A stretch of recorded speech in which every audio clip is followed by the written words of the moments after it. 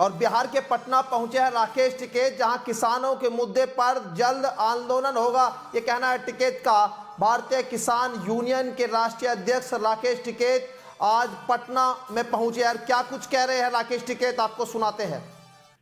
से जाति जो जनगणना हुई उससे नहीं है हमारा है कि जो भी खेत में काम करने वाले लोग हैं, जो मजदूर है, भूमिहीन किसान हैं, आदिवासी लोग हैं, जो नौकरी पेशे वाले लोग हैं, उनका उद्देश्य हमारा है फसलों के दाम ठीक मिले।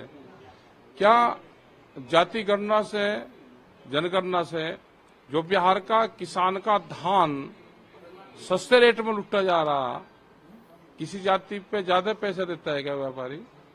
वो सबका एक ही रेट मिलेगा। और जब धान बोरी में गल जाता है ना उसका पता रहता है किसके खेत में पैदा हुआ। हमारा उद्देश्य जाति से नहीं, हमारा उद्देश्य फसलों के रेट से है।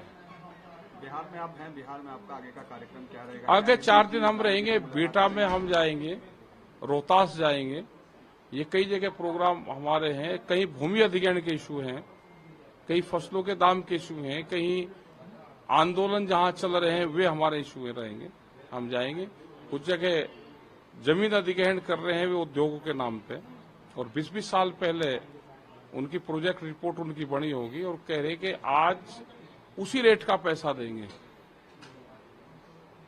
क्या ये अमेरिकन डॉलर है क्या कि उसी रेट का दोगे? ये बढ़ता है, इंडियन करेंसी है। जैसे बाजार भाव बढ़ा, आज उनको जमीन जिसको चाहिए आज का भाव, आज की जमीन तो आज का भाव। अगर उनको विकास करना है तो किसानों से बैठ के बातचीत करें। नया भूमि अधिग्रहण एक्ट देश में है, उसके तहत जमीन को आप ले। नीतीश जी, लालू जी से क्या मुलाकात होगी आपकी? अभी देखेंगे, प्रोग्राम बनाएंगे। हमारे सब साथी यहाँ पे हैं, तो इनका क्या प्रोग्राम है, किस किस टाइम का रहेगा। 3 राज्यों में चुनाव है, क्या असर पड़ेगा 3 राज्यों में इस चुनाव जो होने वाला है? विपक्ष अगर डर गया तो हारेगा, और अगर सामना कर गया तो जीतेगा। डरा हुआ विपक्ष देश में तानाशाहों को पैदा करेगा। अगर ये विपक्ष 2024 में ये हार गया तो बहुत सी पार्टियां टूट के संघर्ष नहीं करेगी, वो सरेंडर करेंगी। 2 ही देश में इशू रहेंगे अब हर आदमी के साथ में। जो पॉलिटिकल पार्टी वाले होंगे, या तो उनको समर्पण करना पड़ेगा, सरेंडर करना पड़ेगा, और या संघर्ष करना पड़ेगा। इसमें से एक को चुनना पड़ेगा। सरेंडर होगा तो दिल्ली दरबार में होगा इनका, और संघर्ष होगा तो सड़कों पर होगा, खेत में होगा। इस देश के किस जान आंदोलन से बचेगी, और उसका बड़ा हथियार रहेगा ट्रैक्टर। अगर देश में ट्रैक्टर मजबूती से चलता रहेगा तो ये देश बचेगा, नहीं तो ये देश जाएगा। आपने एक आंदोलन किया था बड़ा, उसमें भी ट्रैक्टर रोड पर खूब दिखे। वही आएगा ट्रैक्टर। अब देश में ट्रैक्टर पर चुनाव के पहले तो नहीं, पहले तो पॉलिटिकल वालों का आंदोलन है। अभी तो पॉलिटिकल आंदोलन है, इनका पॉलिटिकल आंदोलन है इलेक्शन का। अगर ये उससे भाग गए तो फिर नॉन पॉलिटिकल आंदोलन चलेगा देश में। मोदी दोबारा से आएंगे क्या लगता है? बेईमान न करके तो आएंगे, नहीं तो नहीं आएंगे। जातीय जनगणना को लेकर क्या कहेंगे? क्या ये असर रहेगा 2024 के चुनाव में? क्या पता क्या रहेगा जातीय जनगणना में, कहा।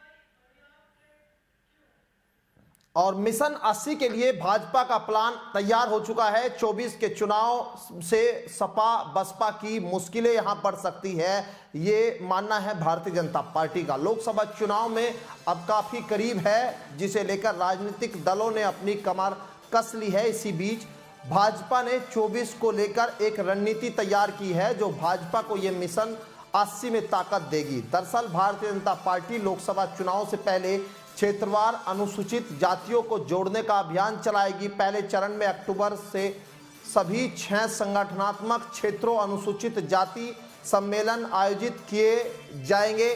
साल 2024 में अनुसूचित जातियों को अपने साथ लाने की कवायद में बीजेपी सम्मेलन करेगी।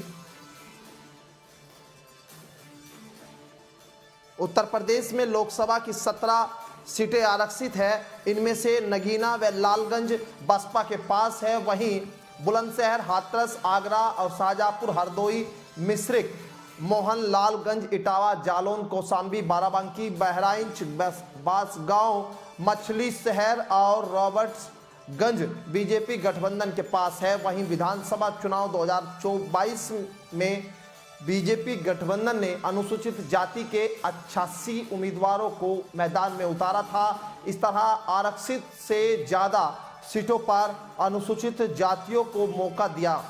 इसमें से 63 उम्मीदवार चुनाव जीते थे। पार्टी का यह मानना है कि लोकसभा चुनाव में सभी 80 सीटें जीतने का लक्ष्य अनुसूचित जाति वर्ग के 50% वोट प्राप्त किए बिना हासिल नहीं किया जा सकता और बिहार में जातीय जनगणना की रिपोर्ट आने के बाद पार्टी ने लोकसभा चुनाव के मद्देनजर अनुसूचित जातियों के बीच जनाधार बढ़ाने के लिए मिशन मोड पर काम शुरू कर दिया है।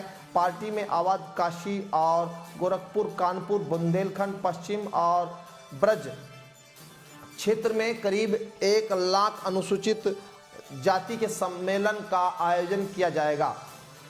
इस संबंध में बीजेपी के प्रदेश अध्यक्ष भूपेंद्र चौधरी ने पिछले दिनों वाराणसी में काशी क्षेत्र की और महामंत्री संगठन धर्मपाल सिंह ने इस अभियान को लेकर एक बैठक की थी और इस अभियान से पार्टी का फोकस बसपा के वोट बैंक में सेंध लगाने का रहेगा। इसके लिए पार्टी ने अनुसूचित जातियों के नेता और मंत्रियों को कमान सौंपी।